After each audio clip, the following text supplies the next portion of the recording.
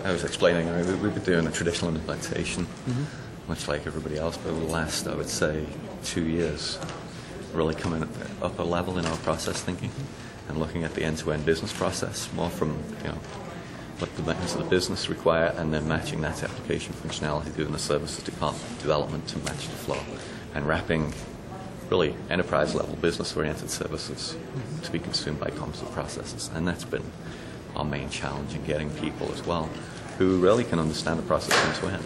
And working very closely with selected people in the business units has been a much better conversation and discussion for us to have. Taking a lot of the SAP speak out of the discussion, which I think everybody's appreciating. And from an IT side, where I am at, everybody's in that same transition of moving from functional configuration analysts to working at a different process level.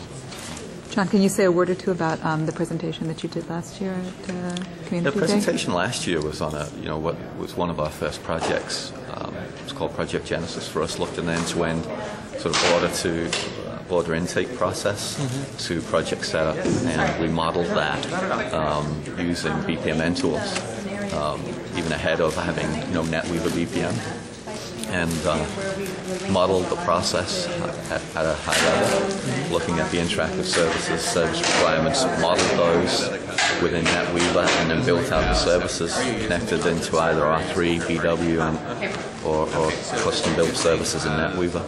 And we deployed that as a pilot back last July, and fully rolled it out for probably was one of our largest lines of business. And it's gone live now around all of our locations in North America and increasingly internationally.